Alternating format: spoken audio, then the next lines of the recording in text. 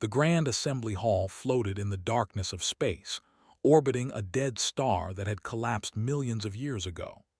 Inside this massive station, representatives from 47 different species had gathered for a vote that would change the galaxy forever. High Counselor stood at the center of the chamber. He was tall and thin, with gray skin that stretched tight over his skull. His species, had ruled the Galaxy Council for 3,000 years. They believed themselves to be the most advanced beings in existence. Today would prove it. "Fellow council members," he began, his voice echoing through the hall, "I bring you evidence of a growing threat, a species from a small world called Earth." He waved his hand and a holographic image appeared above the assembly. It showed a blue planet covered in water and clouds. It looked peaceful. It looked harmless. 50 years ago, these humans had never left their own world, continued. Today, they have established 3 colony worlds. 3 worlds in 50 years. No species in galactic history has expanded so quickly. Murmurs spread through the chamber. Representatives shifted in their seats, looking at the image with growing concern. "They breed fast," said. "They learn fast. They adapt to any environment. If we do nothing, they will spread across the galaxy like a disease." Admiral stepped forward. He was a military commander, decorated with medals from 100 campaigns. His uniform was crisp and his posture was straight. He had never lost a battle, and he did not intend to start now. "The solution is simple," said. "We strike now before they become too strong. I request a fleet of 10,000 ships. We will destroy their colonies, capture their home world, and end this threat forever." The chamber erupted in discussion. Some representatives nodded eagerly, others looked uncertain, but most seemed ready to agree. Then a quiet voice spoke from the back of the hall. "This is a mistake." Everyone turned to look. Ambassador stood alone near the entrance. She was small and pale, with large, dark eyes that seemed to see more than others. Her species, they were known for their peaceful ways. They had no military. They had no weapons. Most of the council considered them weak. "You do not understand humans," continued, walking slowly toward the center of the chamber. "My people traded with them briefly 10 years ago. They are not what you think they are." Smiled, but there was no warmth in it. "And what do you think they are, Ambassador?" "I think they are dangerous," said, "but not in the way you believe. They have something inside them that we do not understand, something that makes them different from any species we have encountered." Fear laughed. "You want us to fear these primitive creatures?" "I want you to be careful," replied. "I want you to consider that perhaps there is a reason they have expanded so quickly. Perhaps there is something we do not know." The chamber fell silent for a moment, then waved his hand dismissively. "Thank you for your concern, Ambassador, but they have no military experience. You do not understand war. Admiral has fought and won more battles than your species has seen in its entire history." Looked at for a long moment. "I hope you are right," she said quietly. "I truly do." The vote was called. 45 species voted in favor of the invasion. Only the voted against. 1 species abstained, too afraid to make enemies on either side. The motion passed. Was granted 9,700 ships from the combined fleets of the Council. It was the largest military force ever assembled in galactic history. Enough firepower to destroy 100 worlds. Enough soldiers to conquer 1,000 species. As the representatives filed out of the chamber, approached High Counselor. "It will be done within 1 standard rotation," promised. "Earth will kneel or burn. There is no other option." Placed a hand on shoulder. "Make an example of them, Admiral. Show the galaxy what happens to species that grow too fast." Nodded and walked away to prepare his fleet. Ambassador watched him go. She thought about the humans she had met during those brief trading missions. She remembered a human woman who had shown her pictures of her children. She remembered a human man who had laughed at a joke, did not understand. She remembered how they had looked at the stars with wonder, not greed. Something was wrong. She could feel it in her bones. But no one would listen to her. 3 weeks later, the invasion fleet launched from the Council's military base. 9,700 ships, arranged in perfect formation, moving through space like a great metal wave. Soldiers from dozens of species stood ready for battle. They had trained for this. They had prepared for this. They had no doubt that victory would be theirs. News broadcasts across Council space celebrated the departure. Commentators predicted the quick fall of Earth. Politicians gave speeches about the wisdom of striking early. Children were taught in schools that humans were dangerous animals that needed to be controlled. Admiral stood on the bridge of his flagship, watching the stars streak past as the fleet traveled faster than light. He thought about the glory that awaited him. He thought about the medals he would receive. He thought about his name being written in history as the one who saved the galaxy from the human threat. He sent one final transmission before entering human space. Earth will kneel or burn. He did not know that those would be his last confident words. He did not know that 9,700 ships were about to enter a trap that had been waiting for them since before they were born. He did not know that nothing in the galaxy was what it seemed. And he did not know that somewhere on Earth, in a command center buried deep beneath a mountain, a man named Sam Parker was reading his transmission and smiling. "They are coming," Parker said to the woman standing beside him. Colonel Bate looked at the screen showing the approaching fleet. "Should we warn them again?" Parker shook his head slowly. "We already did, 10 years ago. They chose not to listen." "Then what do we do?" Parker turned away from the screen and walked toward a control panel covered in lights and switches. Technology that no one in the Galaxy Council could even begin to understand. "We show them," he said quietly, "that some doors should never be opened." The fleet flew on toward Earth, carrying 9,700 ships and millions of soldiers. None of them knew that they were already inside the trap. None of them knew that they would never be seen again. The fleet dropped out of faster-than-light travel at the edge of the human solar system. Admiral stood on the bridge of his flagship, watching as space returned to normal around them. Stars stopped streaking and became points of light again. In the distance, a small yellow sun burned steadily. Smiled, they had arrived. "Begin scanning," he ordered. "Find their defenses." Officers rushed to their stations, pressing buttons and reading screens. Minutes passed, then more minutes. The bridge grew quiet as the scans completed.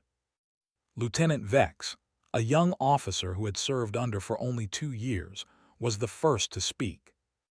"Admiral, there is nothing here." Turned to look at him. "Nothing. No defensive stations, no weapons platforms, no mines, no fleet waiting for us." Vex looked confused. "The outer system is completely empty." Captain, second in command, stepped forward eagerly. "They did not expect us. We have caught them completely unprepared." Was not so sure. He had fought many battles and he knew that things were rarely this simple, but the evidence was clear. The humans had no defenses in their outer system. "Send scout ships ahead," he ordered. "I want to know what is waiting for us at Earth." 50 small ships broke from the formation and raced toward the inner system. The fleet waited. Hours passed. Then the scouts sent their reports back. "Admiral," Vex said, his voice strange. "The scouts report that Earth is undefended. No military ships, no orbital weapons. The planet is just sitting there." "What about their colonies?" demanded. "Still occupied. The humans have not even tried to evacuate." Laughed out loud. "They are fools. They thought we would never come. They thought they were safe." Other officers joined in the laughter. The tension on the bridge began to fade. This was going to be easier than anyone expected. But did not laugh. Something was wrong. He could feel it. A species that had expanded to 3 colonies in 50 years was not stupid. They would not leave their home world completely undefended. There had to be something he was missing. "Move the fleet forward," he ordered, "but maintain defensive formation. Stay alert." The 9,700 ships began their slow journey toward Earth. They passed the orbit of Pluto, then Neptune. The sensors continued to show nothing but empty space. Then the transmission came. Every screen on every ship in the fleet suddenly displayed the same image. A human man in a gray uniform sat at a simple desk.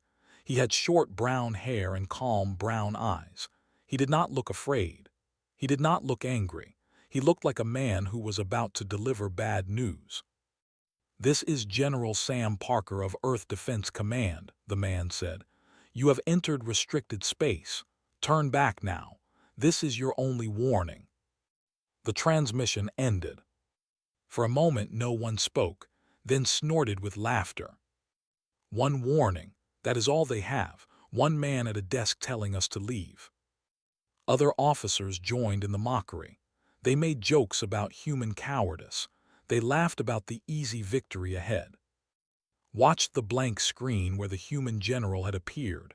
There had been something in the man's eyes, not fear, something else, something that looked almost like pity. "Continue forward," ordered quietly. The fleet pressed on. They passed the orbit of Uranus, then Saturn. The great ringed planet floated past them like a giant jewel in the darkness. Still nothing appeared on the sensors. Still no weapons fired. Still no fleet came to meet them. Lieutenant Vex frowned at his console. "Admiral, I am getting some strange readings." "What kind of readings?" "I am not sure. Small glitches in our sensor systems. Nothing serious, just odd." Walked over to look at the screen. The readings were barely visible, tiny fluctuations in the data, probably nothing, probably just interference from the solar radiation. "Keep monitoring," he said. "Report anything unusual." They passed Jupiter. The massive planet looked down on them with its great red eye. An ancient storm that had raged for millions of years found himself staring at it. For a moment, he felt like the planet was watching them. He shook off the feeling. He was a military commander, not a superstitious fool. Then the reports started coming in. "Admiral, the 7th Division is reporting equipment failures. Nothing serious. Navigation glitches. The 12th Fleet says their communication systems are acting strange. They are having trouble sending transmissions. The rear guard reports that some sensor arrays have gone offline." Listened to report after report. Each problem was small. Each problem seemed minor, but there were too many of them, too many small failures happening at the same time. "Is it an attack?" he asked. "No energy signatures detected," Vex replied. "No weapons fire, nothing that could explain this." The fleet continued toward Mars. The red planet grew larger on the screens. They were getting close now. Soon they would reach Earth. Soon this would all be over. Then 17 ships went silent. It happened without warning. One moment, the ships on the rear flank were transmitting normally. The next moment, they were gone. "What happened?" demanded. Officers scrambled to find answers. They checked sensors. They tried to re-establish contact. They sent signals to the missing ships. "Nothing." "Send ships to investigate," ordered. A squadron broke off from the main fleet and flew to where the 17 ships had been. They searched the area for an hour. They found nothing. No wreckage, no debris, no escape pods, no bodies. The ships had simply vanished. "That is impossible," whispered. "Ships do not just disappear." Stared at the empty space where 17 ships full of soldiers had been moments ago. He thought about the human general's calm face. He thought about the warning that seemed so pathetic at the time. "Turn back now. This is your only warning." For the first time since leaving Council space, Admiral felt fear. He looked at Earth, still distant but growing closer. The small blue planet hung in the darkness like a jewel. It looked so peaceful, so harmless. but something was out here with them. Something they could not see. Something that had just swallowed 17 ships without a trace. Admiral Vex said, his voice shaking, "What do we do?" Straightened his back and forced his face to remain calm. He could not show fear, not in front of his officers, not in front of his soldiers. "We continue," he said. "We complete our mission." But as the fleet moved forward, could not stop looking at the place where 17 ships had vanished. He could not stop thinking about what the human general had said. "This is your only warning." The warning had not been a bluff. And somewhere in the darkness of space, something was watching them approach. Something was waiting. And it was not afraid at all. The fleet was dying. Not in fire and explosions, not in glorious battle. The ships were simply disappearing, one by one, pulled into nothingness by something no one could see or understand. Admiral stood on his bridge watching the numbers fall. 9,000, 8,000, 7,000. Every hour more ships vanished.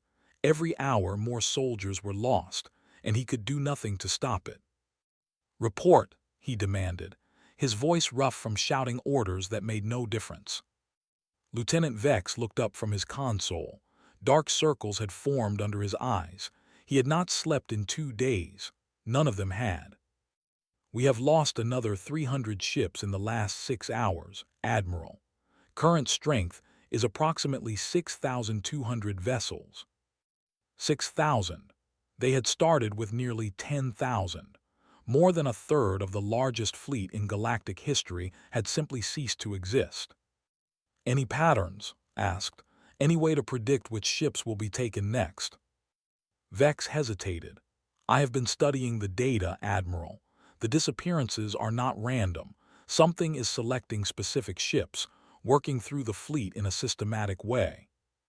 "What kind of system?" "I do not know, but whatever is doing this, it is intelligent, very intelligent." Captain pushed through the officers crowding the bridge. He no longer looked eager for glory. He looked terrified. "Admiral, we need to retreat. We need to leave now." "And go where?" snapped. "We do not know what is taking us. We do not know how to stop it. Running will not save us." "Then what will?" Had no answer. He ordered the fleet into tight defensive formation. Every ship flew as close to its neighbors as safely possible. The idea was simple. If they stayed together, perhaps they could protect each other. It made no difference. Ships vanished from the center of the formation as easily as from the edges. A cruiser would be flying steadily one moment, surrounded by allies on all sides. The next moment it would be gone. No flash of light, no sound, just empty space where a ship full of people had been. Panic spread through the fleet like a disease. Received reports of crews refusing to follow orders. Soldiers were fighting each other, arguing about what to do. Some prayed to gods they had not believed in for years. Others simply sat in silence, waiting for their turn to disappear. On one ship, the crew tried to surrender. They broadcast a message to Earth, begging for mercy, promising to leave and never return. Their ship vanished in the middle of the transmission. On another ship, the captain tried to kill himself rather than wait for the end.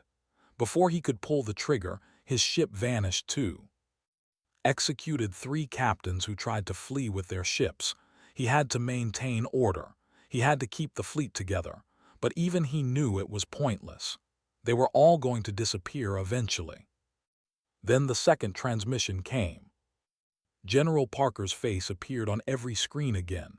The same calm expression, the same steady eyes. This time he asked only one question. "Do you understand now?" The transmission ended. Stared at the blank screen. He understood.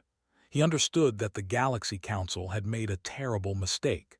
He understood that humans were not the weak primitives everyone believed them to be.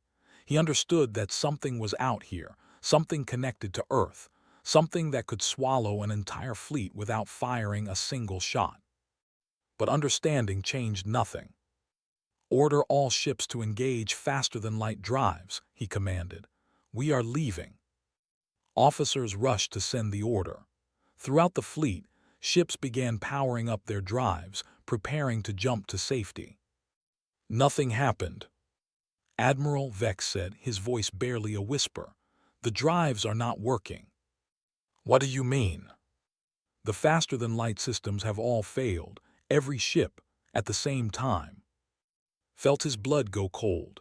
They were trapped, 9,000 light-years from home, surrounded by something they could not fight, and now they could not even run. Grabbed's arm. "We have to surrender, we have to contact Earth and beg them to stop this." "No," pulled his arm free. "I will not surrender to primitives. I will not become the first admiral to kneel before a lesser species." "Then we will all die." "Then we die with honor." But was not sure any more what honor meant. Was it honorable to lead thousands of soldiers to their deaths because of pride? Was it honorable to refuse peace when peace was offered?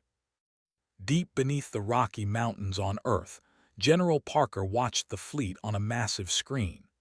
The blue dots representing alien ships were disappearing one by one, pulled into pocket dimensions where they would be held safely until this was over.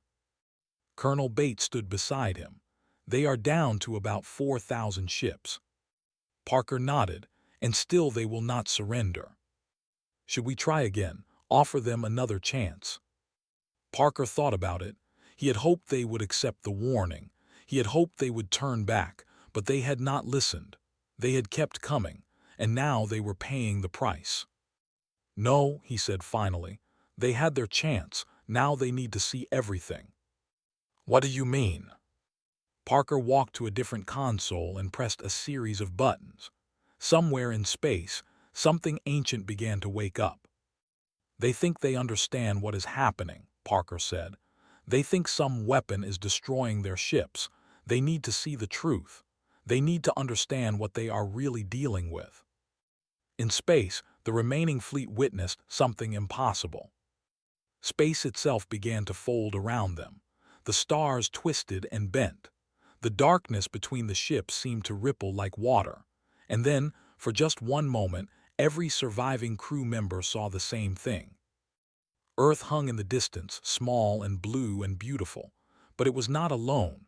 Something surrounded it. Something vast and ancient, made of light and shadow, of energy and thought.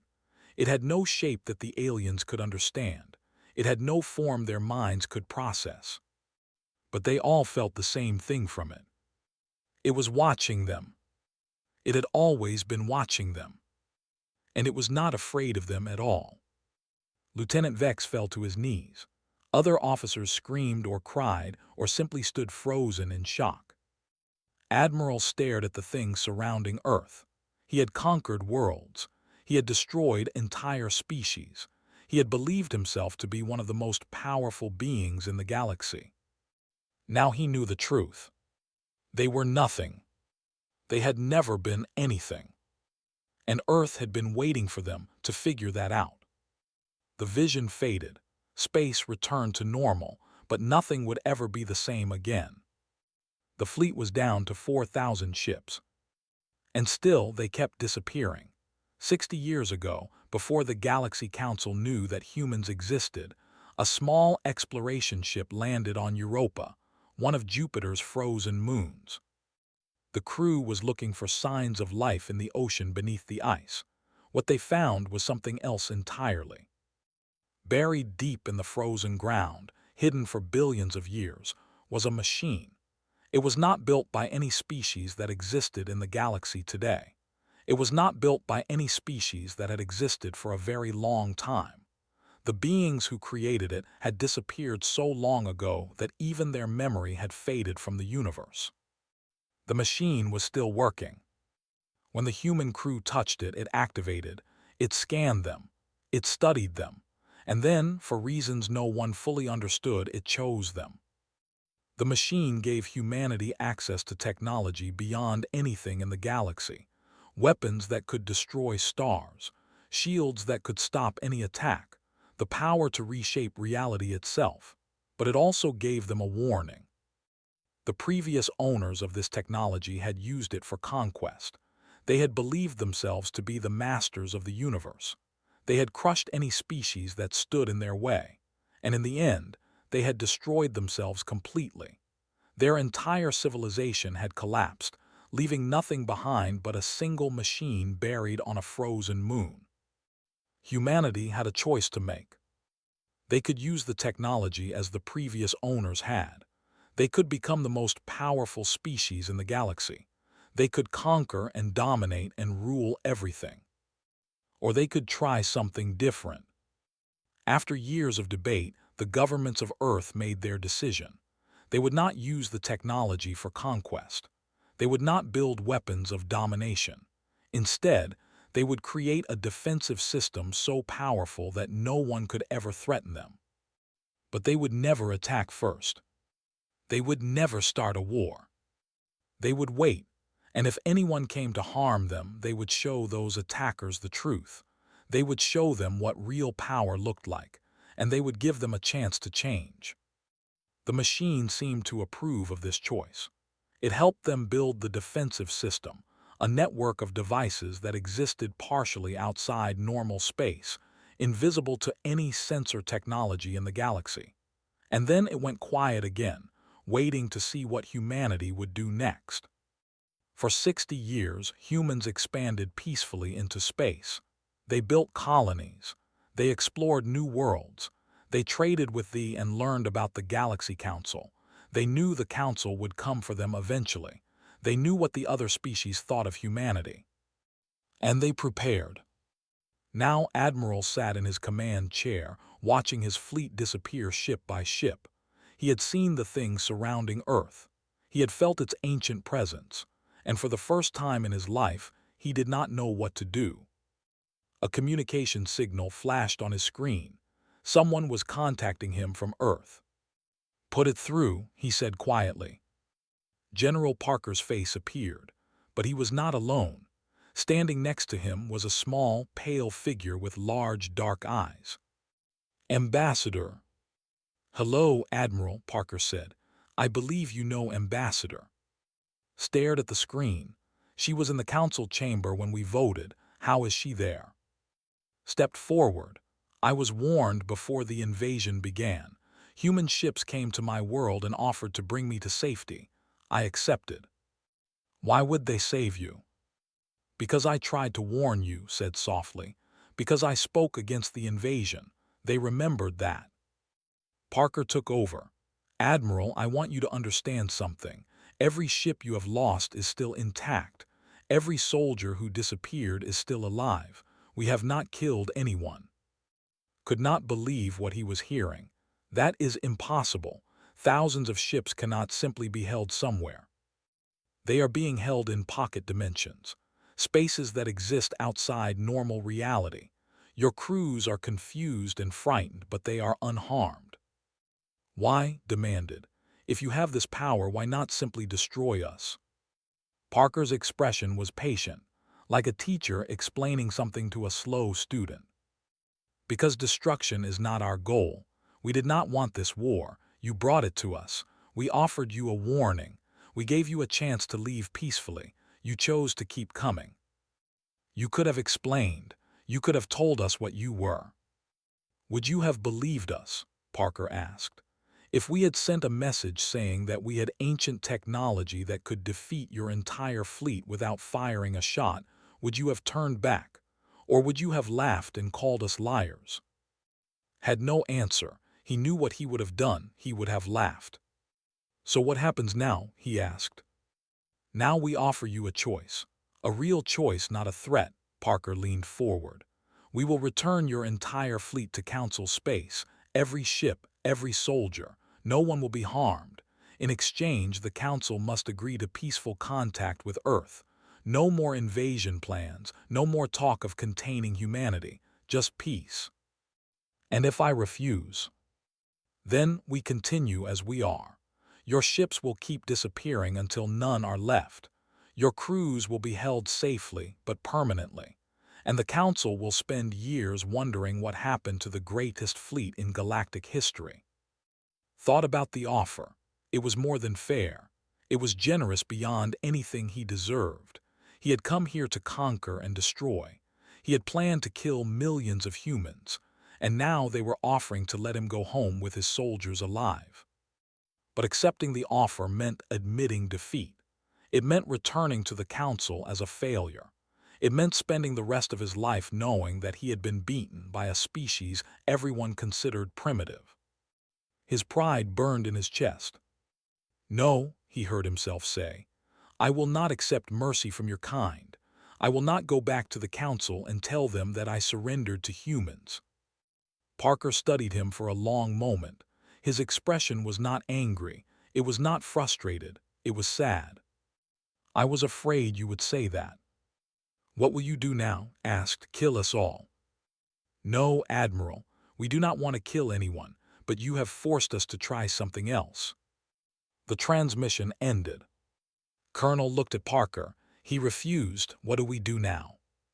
Parker stood up from his chair and walked to the window. Outside, the sun was setting over the mountains. The sky was painted in shades of orange and red. "We show them everything," he said. "What does that mean?" Parker turned to face her. "We bring the fleet to Earth, not as prisoners, as guests. We show them who we really are. We show them our cities, our families, our history. We show them that we are not the monsters they think we are." Looked uncertain, "And if that does not work?" "Then at least we will have tried." Parker walked toward the door. "Prepare the transfer protocols. We are bringing 9,700 ships home." In space, the remaining alien ships felt something change. The invisible force that had been taking them one by one suddenly surrounded them all at once. And then, without warning, they were somewhere else. Earth hung before them, close enough to touch, but they were not here as invaders anymore. They were here as something else entirely. And everything they thought they knew was about to change. 1 year had passed since the invasion fleet departed. High Counselor stood in the Grand Assembly Hall, the same chamber where he had ordered the attack on Earth. The same representatives sat in the same seats, but everything had changed. 9,700 ships had vanished without a trace. The greatest military force in galactic history had simply disappeared. Search parties sent to investigate found nothing. No wreckage, no signals, no survivors. The Galaxy Council was in chaos. "We must send another fleet," one representative demanded. "We must discover what happened to our soldiers." "With what ships?" another replied. "We gave nearly every warship we had. We do not have the resources for another invasion." "Then we build more. We spend 100 years if we must. We cannot let the humans get away with this." Listened to the arguments, but he said nothing. For a year he had waited for news. For a year he had hoped that somehow had succeeded, but deep in his heart he knew the truth. The humans had won. He did not know how. He did not know what weapon they possessed, but he knew that his fleet was gone and it was never coming back. Then the transmission arrived. Every screen in the chamber lit up with the same image, but it was not General Parker's face that appeared this time. It was Admiral. He looked different. His uniform was gone, replaced by simple human clothing. His face was fuller, healthier. The stress and fear that had marked his features during the invasion had faded away. He looked like a different person. "Greetings, Galaxy Council," said. "I am speaking to you from Earth." The chamber erupted in noise. Representatives shouted questions. Officers demanded explanations. Held up his hand for silence. "Admiral," he said carefully, "we believed you were dead." "Many things you believe are wrong," replied. "I am alive. My entire fleet is alive. Every soldier, every crew member, every ship, none were harmed." "Then why have you not returned? Why have you not contacted us?" Paused. When he spoke again, his voice was different, softer, almost gentle. "Because I have spent the last year learning the truth. We all have." He explained what had happened after the transmission ended. The humans had brought the entire fleet to Earth, not as prisoners but as guests. They had provided food and shelter. They had allowed the aliens to move freely through their cities. For 1 year, the soldiers of the invasion fleet had lived among humans. They had seen human children playing in parks. They had watched human families eating dinner together. They had listened to human music and read human books and learned human history. They had discovered that humans had spent thousands of years fighting each other. Wars over land, wars over religion, wars over resources. They had killed millions of their own kind in conflicts that seemed meaningless. But they had also learned from those wars. They had seen what cruelty created. They had understood, slowly and painfully, that violence only led to more violence. And when they discovered the ancient technology on Europa, they made a choice that no other species in galactic history had made. They chose not to use it for conquest. The humans could destroy us all, said. They could conquer every world in the galaxy without losing a single soldier, but they do not want that. They want peace, real peace, not the peace of the strong forcing the weak to submit, the peace of different species living together as equals. The chamber was silent. Representatives stared at the screen, unable to process what they were hearing. I have something to announce, continued. After much discussion, the crews of all 9,700 ships have made a decision. We have voted. The result was unanimous. He looked directly at the camera, directly at. We are not coming back. We have chosen to stay with humanity. We have chosen to help them build something new. Could not speak. His mouth opened and closed, but no words came out. I know you do not understand, said. I know you think we have been tricked or controlled, but I promise you we made this choice freely. We saw who humans really are, and we decided we would rather be with them than return to a council that orders invasions against peaceful species.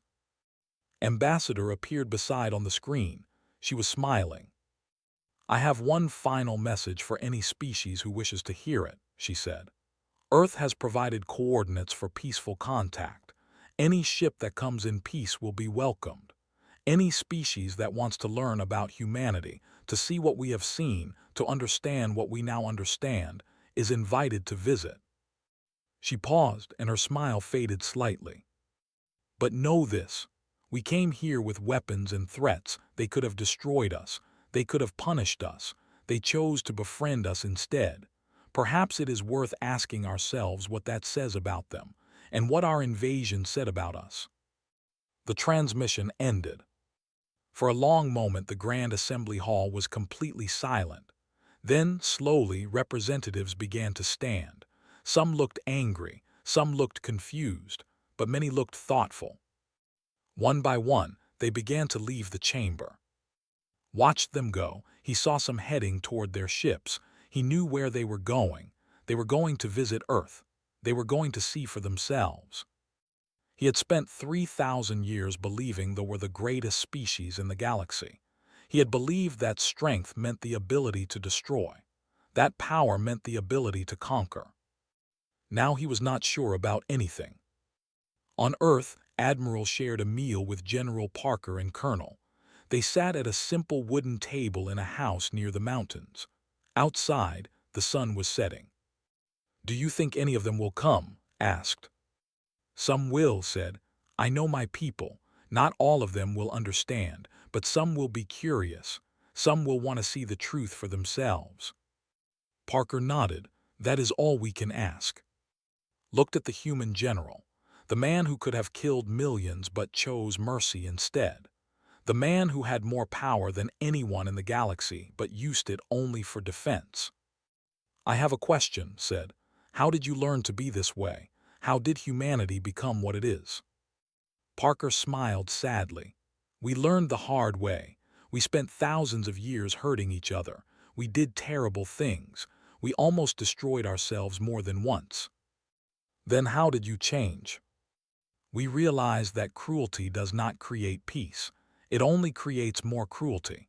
The only way to break the cycle is to choose something different, to show mercy when you could show force, to offer friendship when you could offer war.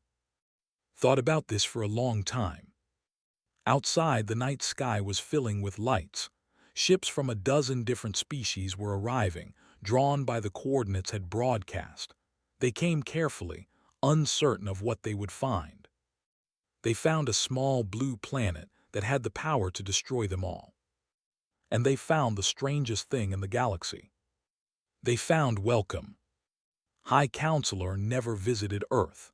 He spent the rest of his life trying to understand what had happened, but he never could. Some questions have no easy answers. But every year, more ships made the journey. More species came to see the humans. More aliens discovered what and his soldiers had discovered. That true power was not about destruction. It was about choice. And humanity had made theirs. 9,700 ships went to invade Earth. None were ever seen again. But not because they were destroyed. Because they found something better. And they never wanted to leave.